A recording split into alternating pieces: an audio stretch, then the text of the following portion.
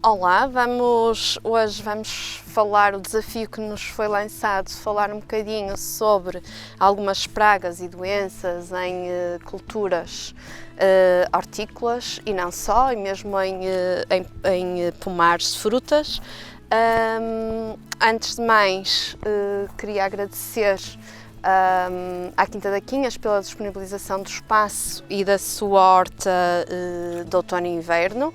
Vamos ver algumas culturas características de uma quinta ou de um quintal, de um terreno na região, nesta região, e aproveitando para falar um bocadinho sobre as pragas, doenças dessas culturas e também sobre formas mais biológicas de tratarmos essas pragas e essas doenças. Faz todo sentido que iniciemos por clarificar o que é uma praga. Ou seja, uma praga são seres vivos, que atacam as culturas e que acabam por causar alguns prejuízos.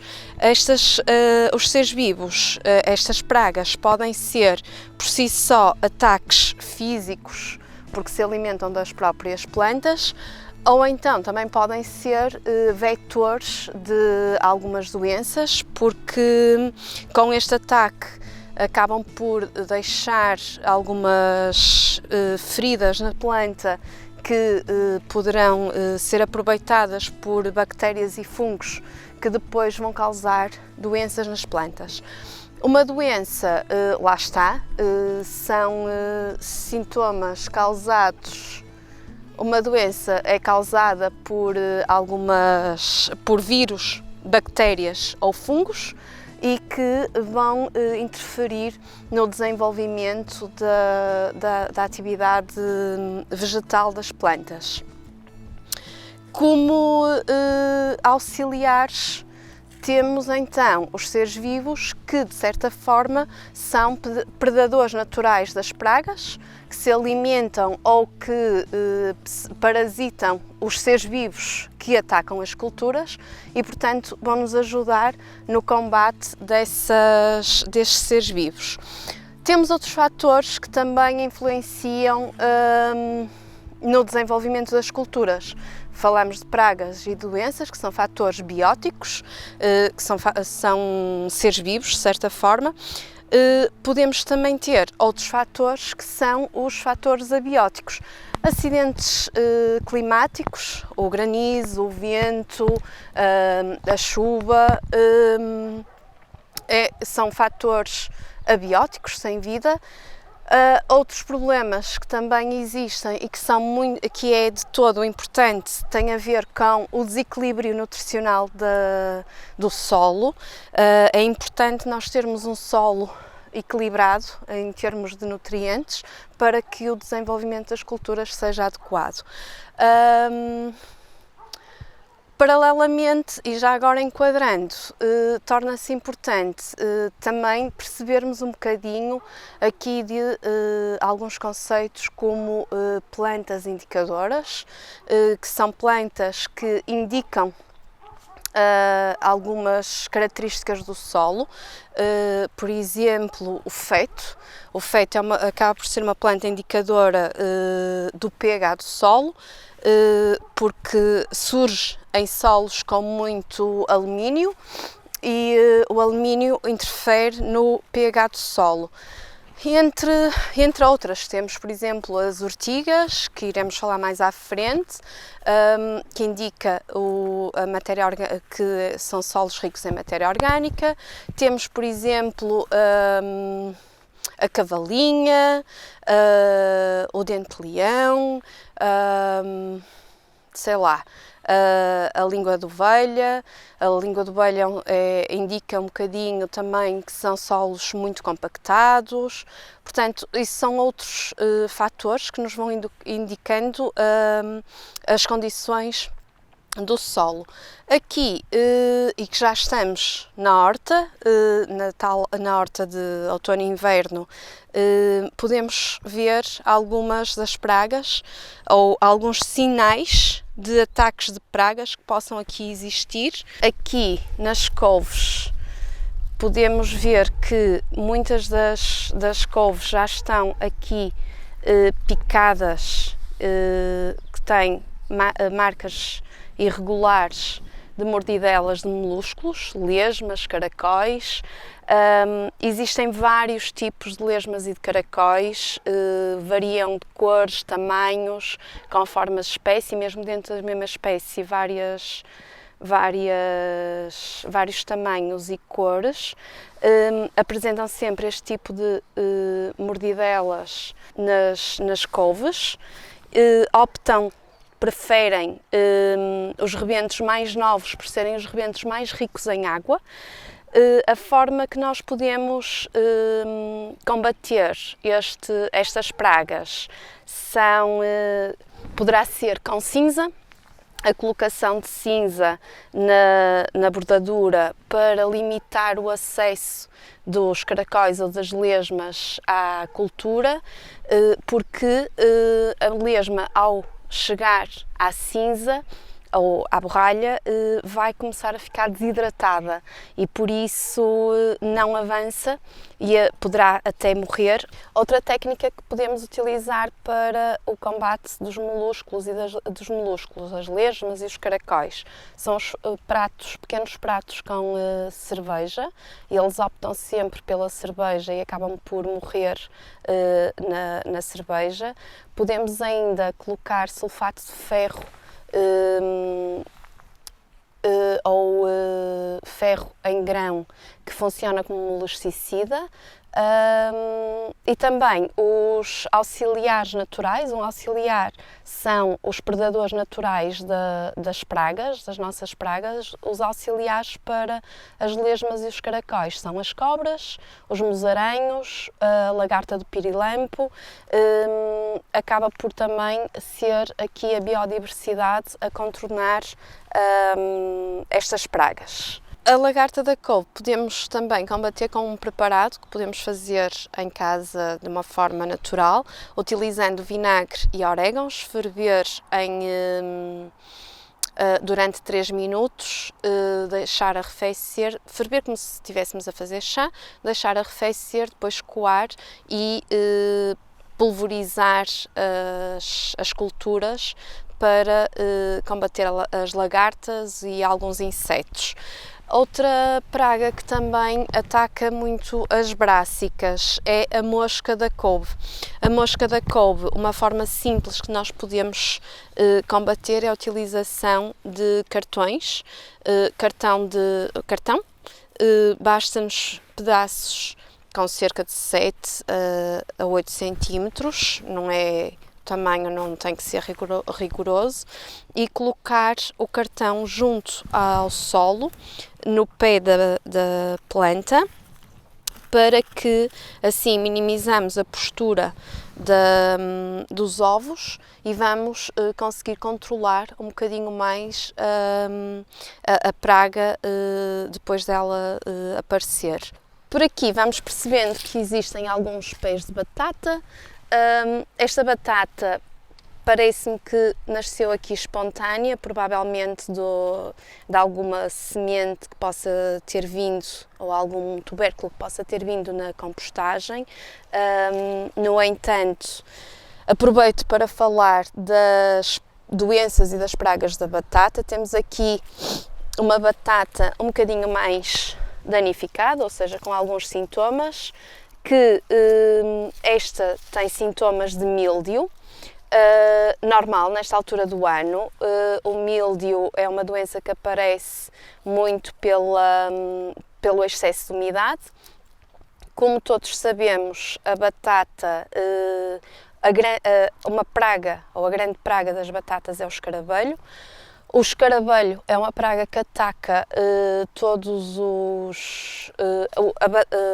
o escaravelho é uma praga que ataca a batata e as culturas da família das solanáceas, como por exemplo o tomate, embora o tomate não seja muito atacado pelo escaravelho, mas poderá ser.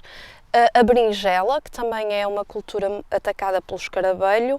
A forma que temos de combater o escaravelho poderá ser por controle visual e a remoção dos ovos, à semelhança de outras pragas, percebe-se na parte inferior das folhas as posturas, os ovos, que são alaranjados e brilhantes, e deve-se controlar para que eles não eclodam.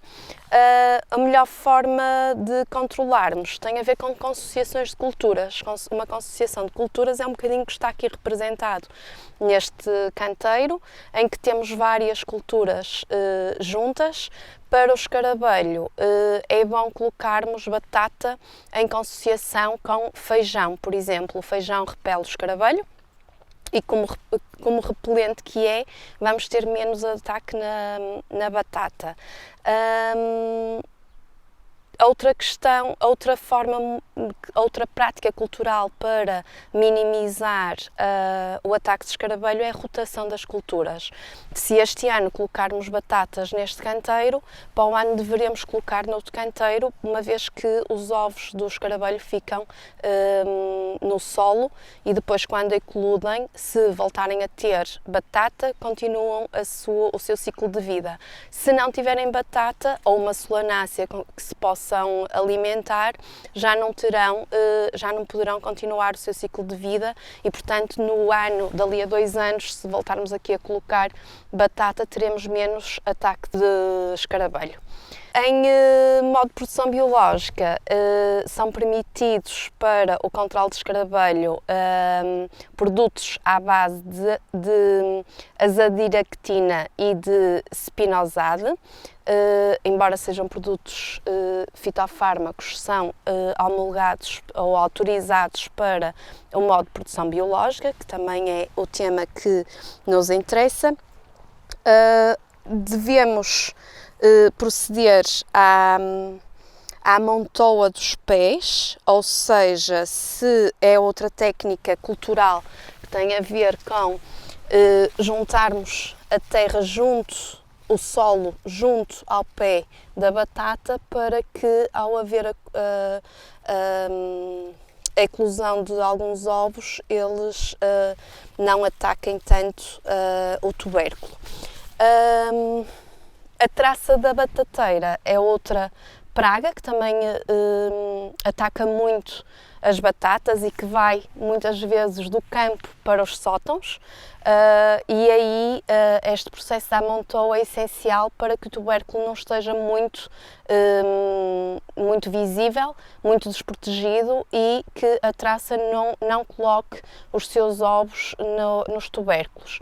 A melhor forma que temos de combater, aqui já numa parte mais de sótão ou de armazém, é fazer uma limpeza do armazém e antes de colocar a plantação nova, a batata nova no armazém, deveremos fazer mechas de enxofre para que possa matar todos os ovos que lá estejam nos sótãos da batata. O enxofre é dos melhores produtos ou das melhores substâncias que poderemos ter para minimizar a traça, a praga que muitas vezes dificulta muitas produções na nossa região. Regar os batatais, principalmente em alturas secas, é também uma técnica que vai minimizar a propagação, as posturas da traça da batata e minimizar o desenvolvimento da larva até ao tubérculo. Voltando aqui às brássicas, uma das pragas que muito ataca as brássicas é a mosca branca. A mosca branca prefere essencialmente quando existe muito azoto no solo, quando as culturas estão ricas em azoto, daí a necessidade de termos uma nutrição equilibrada nos solos. A mosca branca é um inseto com 2 asas, com um tamanho em adulto que não excede os 2 milímetros. As fêmeas, no caso da mosca branca, são maiores que os machos e tem um aparelho dentário com uma dupla função, pica e suga. É muito versátil, o que vai permitir atacar uma grande diversidade de plantas. É fundamental identificar os ovos da mosca branca que são depositados normalmente nas páginas inferior e o adulto também prefere a página inferior das culturas, daí nós quando circulamos ou agitamos a planta, acabamos por ver uma nuvem branca a sair. Estes ovos são depositados em pequenos grupos e têm uma forma oval e piramidal. Aparecem muito quando o clima é quente, normalmente no verão e na primavera, daí a dificuldade e nesta altura do ano nós não encontrarmos mosca branca. Se tivéssemos estas culturas em estufa, muito provavelmente isso iria acontecer. O que também, outro sintoma que podemos verificar nas plantas é, ou melhor, outro vestígio, é pequenos rasgos esbranquiçados e brilhantes que não são mais do que melada deixada pela mosca e associada a esta melada pode surgir o aparecimento de formigas que vão atrás da melada, não sendo as formigas uma praga, mas sim um indicador de que a praga está presente. É importante mantermos, como eu disse há pouco, o solo equilibrado, pois a mosca branca ataca muito quando há excesso de azoto. Manter o solo úmido, porque tendo o solo úmido, aqui a temperatura também baixa um pouco e a mosca prefere climas mais quentes. Como repelente, devemos pulverizar com pó de rocha ou utilizar cinza, a dita borralha. Podemos ainda pulverizar com infusões e educação de malmequer, o malmequer espontâneo que se encontra na primavera. Plantação de chagas à volta da nossa horta, ou mesmo de cravo túnico, que funcionam também aqui como atrativos para auxiliares e também atrativos para a própria mosca branca. Como auxiliares da mosca branca, temos as crisopas, as carroças, as joaninhas, as aranhas, os pássaros. São alguns dos auxiliares naturais desta praga. Outra praga que também acontece muito, quer nas hortícolas e até mesmo nas frutícolas, é os afídeos, o dito piolho, que tem uma atividade, e se calhar vamos ali à laranjeira procurar, a ver se encontramos ali algum piolho. Os afídeos têm uma atividade picadora-sugadora, causam danos diretos na planta devido à sucção de seiva. Muitos dos afídeos segregam uma melada que permite o desenvolvimento de fungos negros na superfície da folha e que desenvolve uma característica chamada fumagina. Vamos lá ver se encontramos aqui. Cá está. Aqui estas manchas negras é esta característica que se chama fumagina, e também pode desenvolver uma forte infecção nas folhas e formar-se, acabar por, ou melhor, nas plantas que temos aqui outra com fumagina, nas plantas muito atacadas acabam por perder alguma coloração, como podemos verificar nestas folhas. Isto tem a ver com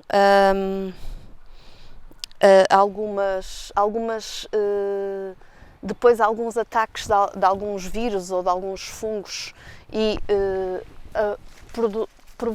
provoca algumas doenças associadas. Como auxiliares para os afídeos ou os ditos piolhos, temos a vespa, a joaninha, o louva-a-Deus, a bicha-cadela, as crisopas, os pássaros, para tratar como tratamentos, quer seja nas hortícolas, quer seja nas fruteiras. Podemos aplicar de preferência no início do dia, aplicar água com sabão, borrifar água com sabão. Podemos adicionar um bocadinho de óleo para facilitar a aderência desta solução ao piolho. O que é que acontece? O sabão vai aderir ao inseto e vai acabar por desidratá-lo. Daí a preferência do início do dia e preferencialmente em dias de sol, para que esta ação seja mais rápida. Convém ainda fazer algum arejamento, no caso das fruteiras, fazer algum arejamento para que o vento facilite esta desidratação. Também podemos utilizar o óleo de verão, que também mata o piolho por asfixia. Nas hortas podemos consociar às culturas absinto. A planta de absinto atrai o piolho e, atraindo o piolho, vai também atrair os seus auxiliares, os predadores naturais, junto às nossas hortas, às nossas culturas. Outra planta que funciona muito bem como consociação, apesar de não ser uma hortícola, e cada vez mais se fala das hortas-jardins, são, por exemplo, as sardinheiras. O piolho também dá preferência à sardinheira em detrimento das culturas hortícolas. Podemos ainda utilizar algumas aromáticas, e já agora passamos aqui para o canteiro das aromáticas. As aromáticas funcionam muito como atrativos de auxiliares e abrigo para os próprios auxiliares. Essencial numa horta é podermos ter a consociação de várias culturas, e esta diversidade vai também trazer uma grande diversidade de animais que possam também funcionar como predadores naturais das nossas culturas. E passando um bocadinho para as infestantes e estes abrigos naturais dos auxiliares, neste caso, da biodiversidade de animais, é bom podermos manter um enrelvamento natural com infestantes, quer pela nutrição do solo, também como a minimizar os danos de erosão no próprio solo, promover o arejamento do solo. O solo precisa de arejamento para que a sua atividade microbiana se continue a desenvolver e se consiga transformar a matéria orgânica em nutrientes disponíveis para as plantas. Portanto, é sempre bom nós podermos manter um coberto espontâneo de vegetação natural. E aqui chama a atenção, já que estamos a falar da vegetação natural, chama a atenção aqui para as ortigas. A ortiga, quanto a mim, é das culturas, ou melhor, das infestantes mais ricas que nós podemos ter numa horta. Efetivamente, a ortiga tem como defesa natural estes filamentos finos que libertam uma substância que nos causa uma sensação de picadela. Podemos pegar numa ortiga com as mãos, sem problema. Ao fazer com força, ao apertar, nós estamos a partir os filamentos e então eles não nos vão lançar a tal substância que é uma defesa natural desta planta. O que é que indica neste caso, e que aqui podemos ver bastantes ortigas, indica que este solo é um solo rico em azoto, é um solo úmido, a ortiga dá-se em terrenos úmidos, é rico em azoto e, portanto, sendo rico em azoto, tem muita matéria orgânica, o que também nos indica que é um bom solo para a produção agrícola. Podemos utilizar, porque as ortigas podem ser utilizadas para o combate de várias pragas nas nossas hortas. A utilização de chorume de ortiga para pulverização e controle, por exemplo, da lagarta da couve. Podemos ainda utilizar o chorume de ortiga como um composto, um biofertilizante para as nossas culturas. Quando eu digo chorume, estou a referir-me a apanhar ortigas, colocá-las dentro de um balde com água e deixar cerca de 24 horas ou 72 horas, depois coar este líquido e colocá-lo então junto como biofertilizante nos nossos canteiros.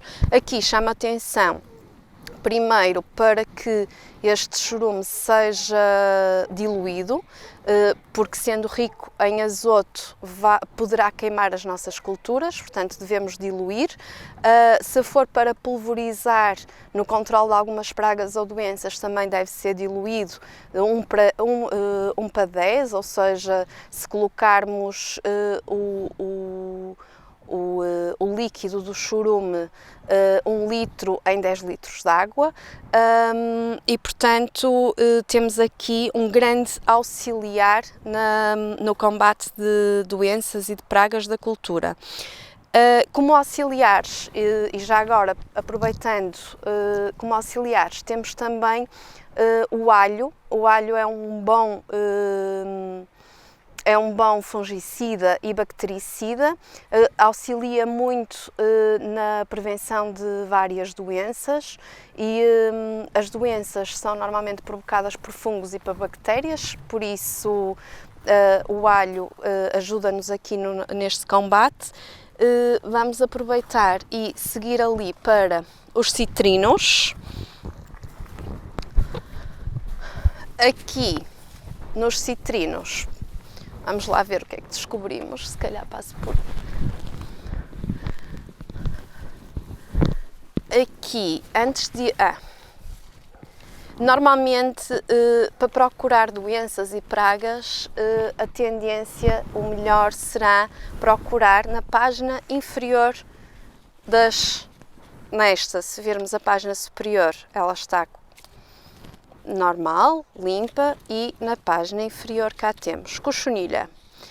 A cochonilha, que já temos aqui também a fumagina, já começa a ter fumagina. A cochonilha é um inseto, portanto, uma forma de nós combatermos os insetos, e vimos ali no exemplo do piolho, água e sabão, com um bocadinho de óleo de cozinha para aderir melhor, umas gotinhas. Podemos fazer aqui a lavagem. Reparem aqui na formiga. A formiga não é uma praga da cultura. A formiga está cá porque está na melada, na tal fumagina que se desenvolve pelo ataque da cochonilha, e eventualmente poderá haver aqui alguns piolhos que nós não estamos a conseguir visualizar neste momento, mas temos aqui este ponto castanho, não sei se consegues, este ponto castanho, que é uma cochonilha. O branco também é cochonilha algodão. Temos ali mais um inseto, que é um afídeo, muito clarinho, dificilmente aqui. Ok, aqui o tratamento água, de uma forma biológica, água e sabão, arejar e aplicar em dias, cá temos mais, em dias de sol e de preferência aplicar de manhã.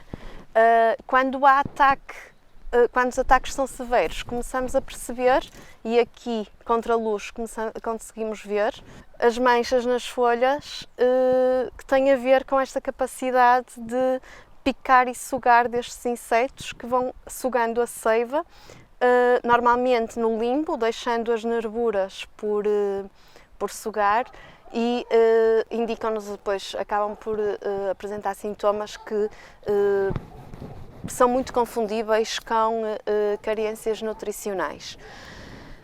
Aqui, este citrino, como a maior parte dos citrinos atualmente está com ataque de Psila africana. A Psila africana é um inseto que está a atacar em grande massa os nossos citrinos. Os citrinos são o seu hospedeiro natural e também muitas plantas ornamentais. Consegue-se perceber ali muito do ataque. Até a questão dos frutos. Os frutos também já começam a ficar danificados e com esse aspecto feio. Tem como tratamentos, neste momento, o tratamento é uma doença de tratamento obrigatório. A forma de tratar esta doença tem a ver com a remoção dos galhos e das flores infectadas, dos galhos e as folhas infectadas, queimar ou então enterrar nas imediações da cultura. Além de queimar e enterrar, também é aconselhado o tratamento químico. É aconselhado o tratamento químico deste inseto, pois o inseto, a Psila africana, acaba por ser o portador da doença green dos citrinos. E neste momento, como alternativas mais biológicas, não temos, infelizmente, embora exista um programa no Ministério da Agricultura a estudar e a tentar encontrar uma solução mais alternativa, não há muita solução e aproveito para informar que está proibida o transporte de material vegetal de citrinos em Portugal, ou seja, não devemos deslocar nem árvores, nem folhas, nem frutos de uma área que esteja infectada para outro concelho, outra região do país. Dentro das fruteiras, falaria então também do cancro, o cancro das pomoides, o cancro da macieira. É uma doença também que afeta muito as macieiras da nossa região e não só. Aqui temos, não sendo uma macieira, mas temos aqui uma árvore com cancro, já está muito adiantada. No entanto, podemos de uma forma muito prática em casa e nesta altura do ano, no inverno, na altura das podas, aproveitar e ir percebendo se as nossas plantas têm lesões provocadas por cancro no cal, de fazer uma raspagem raspar o tronco até à zona que não está infectada. Depois de fazer essa raspagem, colocar uma pasta argilosa, que poderá ser argila, terra, umedecida em água, fazer com a terra uma papa, colocar na zona que raspamos, de seguida colocar um pano grosso a envolver a zona, um papel umedecido e atar. Não devemos atar muito, porque a ideia é que a argila e todos os micro-organismos que compõem o nosso solo possam atuar como cicatrizante e ajudar o desenvolvimento o desenvolvimento do tronco e cicatrizar melhor e podermos ter uma cicatrização mais uniforme da planta. Além disso, podemos utilizar, caiar as plantas, os troncos das árvores, com cal. A cal funciona também aqui como um fungicida e vai minimizar o ataque de fungos. Aproveitava para mostrar aqui um pequeno abrigo de insetos. Os abrigos de insetos funcionam também como abrigos para os auxiliares das hortas e, portanto, eles acabam por, durante a noite, se abrigarem ou nos períodos de mais adversidade climática, abrigarem-se na vegetação que temos à volta e, neste caso, nos abrigos de insetos. Aqui, realmente, podemos perceber, apesar de não termos visto ainda, existem molúsculos a atacar aqui as culturas. Temos aqui as mordidelas típicas de lesmas e caracóis. O que é que eles fazem? Já caiu. Acabam por comer todo o limbo da folha, deixando as nervuras, que é a parte mais rija da planta. Temos aqui, é uma fruteira. Como podemos ver, eles não atacam só as culturas hortícolas, mas todas as culturas que tenham, de certa forma, limbo, folha menos dura.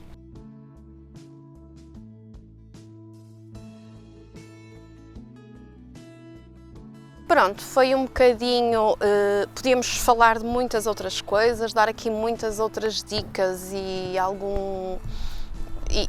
porque existem muitas outras pragas, muitas formas de luta das pragas. Estamos aqui num assunto imenso, mas pronto, espero que tenha sido útil, que tenham conseguido retirar algumas dicas e aprender fazendo é a melhor forma de vivermos na agricultura, e experimentar e experienciar novas técnicas. É sempre bom, e descobrir novas formas de cultivar e sobretudo de tratar as nossas culturas.